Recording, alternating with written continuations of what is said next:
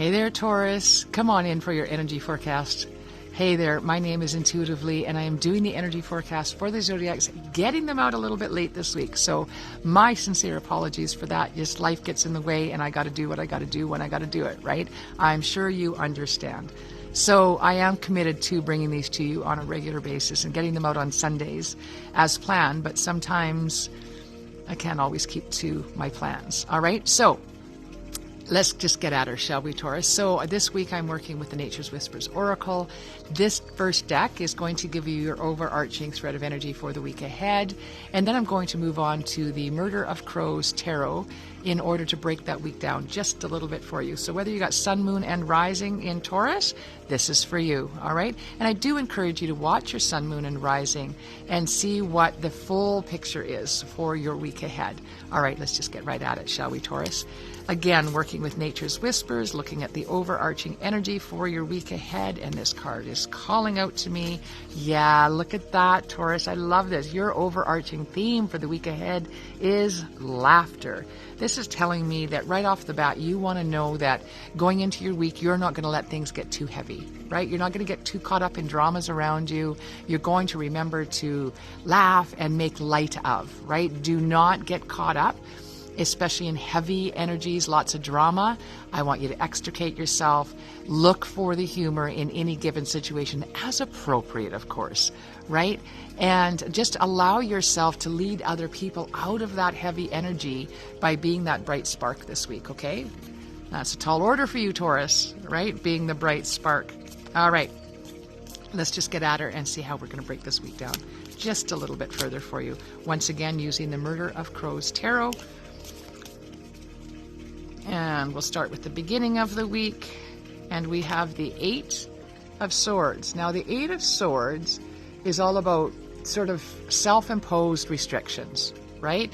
Like you're bound by things that you make up in your head, Taurus. This is the heavy energy that I'm talking about doesn't really exist because you've got this narrative in your head trying to convince you that it's there. But really, if we were looking at a traditional Rider-Waite tarot deck, you would see a woman bound by, rope, and then a blindfold on, and behind her stands 8 swords. Now, at any given time, she can lean against those swords and release herself from the bindings and release herself of being a captor. But she's not doing it because she's got this self-imposed restrictions upon her, right? You are free to break yourself free this week, Taurus, all right? Break yourself free. I want you to go in and address that negativity you got going on in your head, and I want you to challenge it. Do the, what's her name, Byron Katie thing. You start off with the, is it true? But is it really true? And then there's a couple more filters you need to run that through. I would really encourage you to look up the works of Byron Katie to understand those filters of challenging that narrative in your head.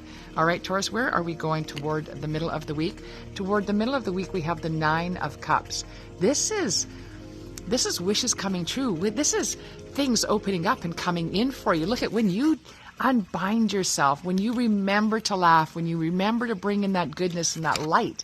This is inviting in good, positive things in your life for you, Taurus. So this is really kind of like the universe rewarding you for being able to extricate yourself from that heavy energy, all that drama around you, releasing yourself from that narrative that is holding you back. And listen, that narrative can be anything from, I'm not good enough, I'm too loud, I'm too quiet, I'm more than this and too little of that. It is anything that makes you appear or feel less than, right? Less than anybody else, or comparing yourself to anybody else. Those are those narratives that hold us back, right? That's that fear talk that we do with ourselves. Oh, people are going to think you're crazy. People are going to think you're stupid, right? Listen, I used to live by the mantra that it is better to sit back and be thought a fool than to step up and remove all doubt, right? Not step up, speak up. You get the idea. I used to live by that, and I would sit in the corner and keep my mouth shut. Do you think I was serving myself very well? Not at all. My likes, wants, desires, hopes, dreams were never spoken, so they were never heard, right? Because I didn't feel I had the right to them.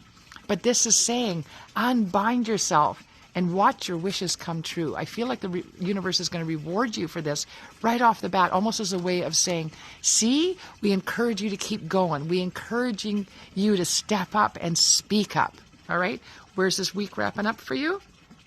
And we have for you the Six of Swords. Now, the Six of Swords is all about a necessary transition. It can literally mean relocating or moving, but it is a necessary transition at this time. And I actually feel that this is in relation to what we've been talking about this week. This is all tied in together for sure. These are not separate energies coming in for you this week. They're all tied in. You're going to, okay. So for example, all right, I just had this beautiful example come in.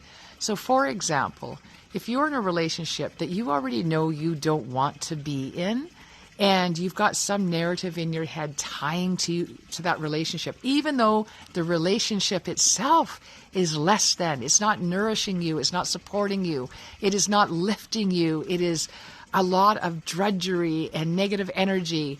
And I feel like once you I'm done with this, I deserve better than this, and you let it all go, it's kind of like your just rewards start coming in. You get doors open and support coming in for you right away.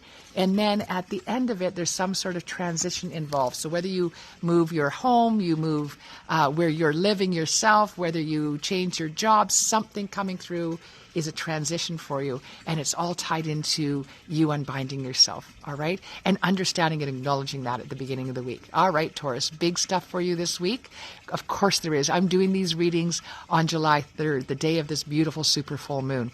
Check into what the full moon energy in Capricorn means for you. Blessed be. This is Intuitively signing off. I will see you back here next week. Please do like, share, and subscribe.